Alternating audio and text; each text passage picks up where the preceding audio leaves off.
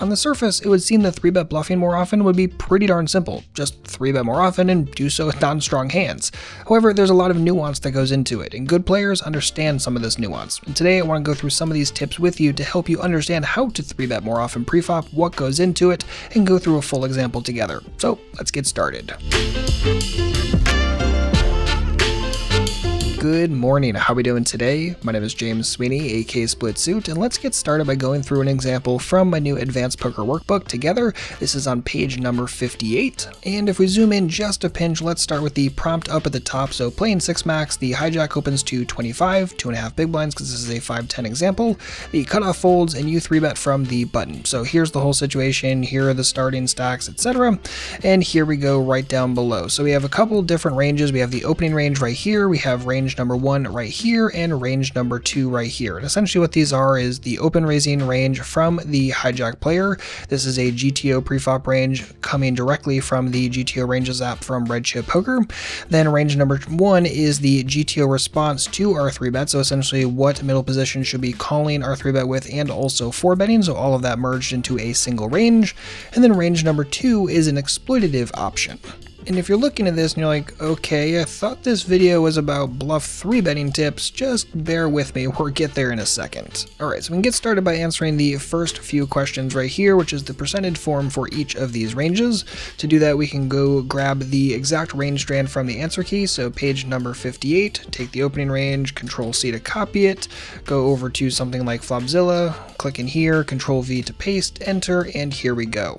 And it is important to note that in here it might look like this is a binary range where every hand is either included or not included, and that's actually not true, because if we look over here, once we plug in the actual range strand from the answer key, you notice that there are weights on these hands. So Jack 8 suited is involved 8.5% of the time, 7-6 suited 31.5% of the time, etc. So it's not plug this in and think that everything is 100 or 0. That is not the way you want to look at this. But anyway, what we have right this moment is the range strand put in for the opening range. Again, that is the GTO range directly from the preflop solve, and the percentage form for that is right here at 22%. So pop that right in there, and all is well so far. And then if we continue on, we can do the same thing for range number 1. Grab that directly out of the answer key, copy right there.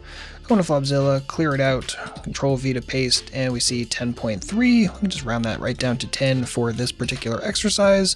And let's do the exact same thing for range number 2. Control C to copy, clear it out.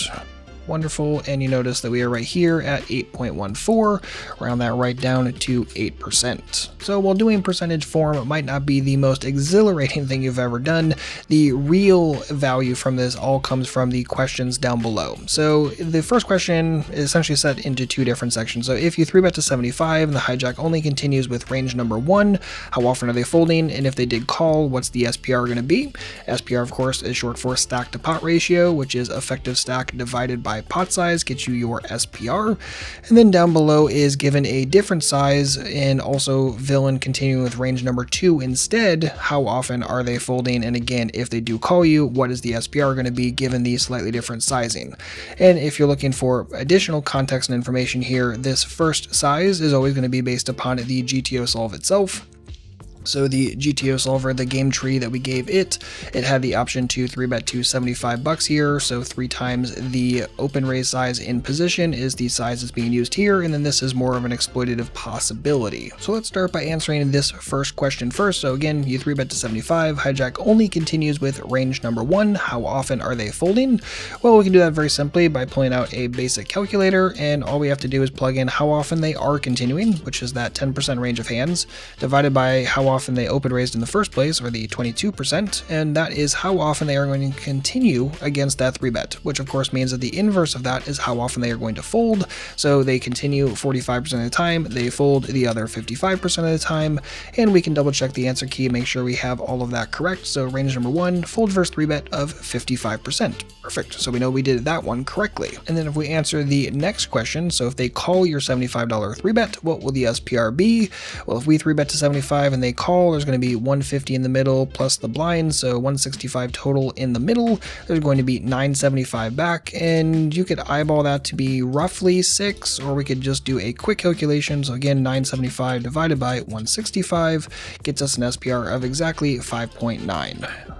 Perfect. So all is well so far. Check the answer key. Boom, 5.9 with the SPR work right there, just in case you're not exactly sure what numbers are being used.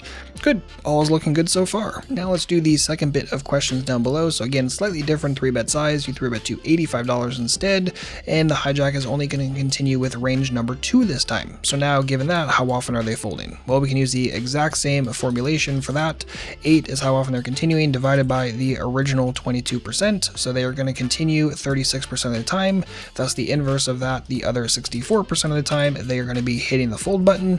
Check the answer key, 64, perfect, all's looking good so far.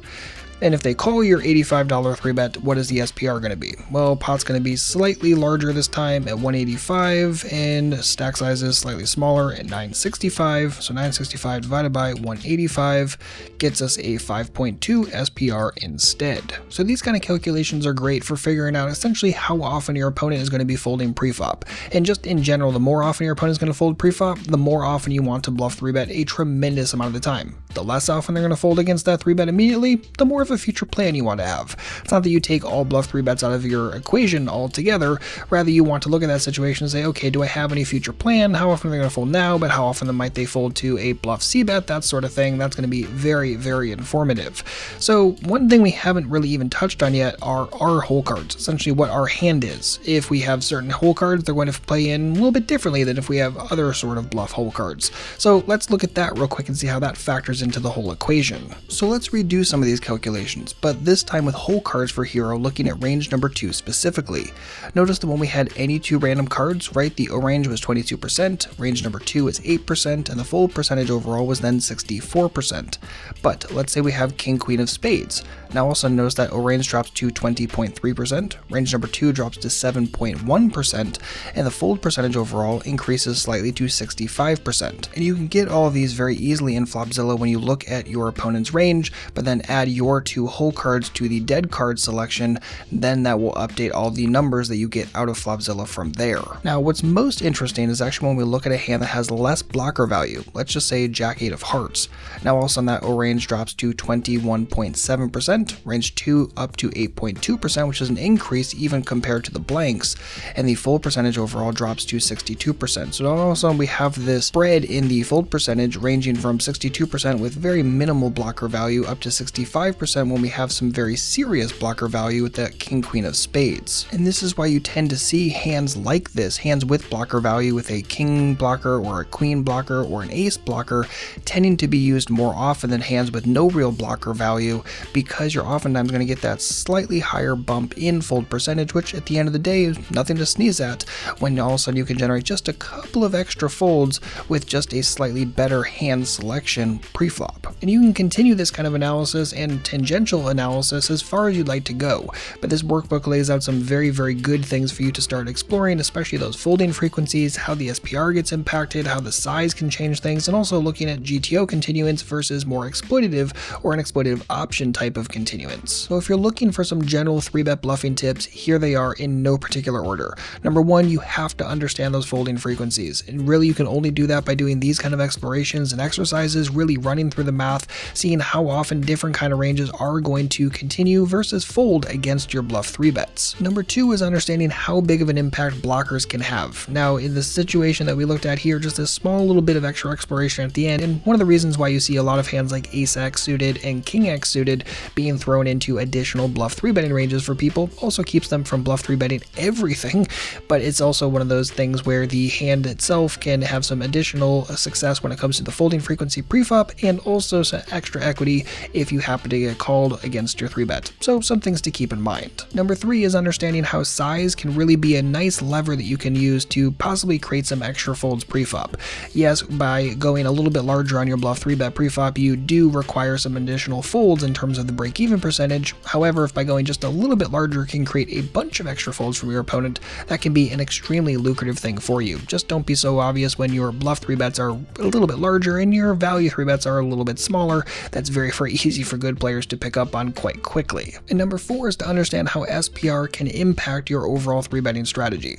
Now in this situation, by going just a simple $10 larger, you notice that we did impact that SPR quite a bit. However, the difference between your strategy and a 5.2 SPR and a 5.9 SPR pot, not that different. However, as that SPR is going to get smaller and smaller, the more you want to focus on your opponent folding often enough pre-flop to justify it, since you're not going to have that much bluff maneuverability post-flop, so definitely make sure to keep that in mind when you're choosing your overall bluff 3-betting strategy, range, etc. But really, when it comes to bluff 3-betting, one of the best things you can do is work on the technical understanding of these situations. And one of the best ways to do that is to work through my workbook. The Advanced Poker Workbook is exactly what you're looking for if you're trying to really get into intermediate and advanced skill sets, refine some of the skills you've already built over the years, and are looking for some nice examples to guide you not just through GTO exploration, but also exploitative exploration, and looking at those two things side by side. The workbook covers everything from 3-betting to 4-betting to pre-flop all-ins to post-flop analysis on each street to floating to auto profit to river play, pot geometry, and more.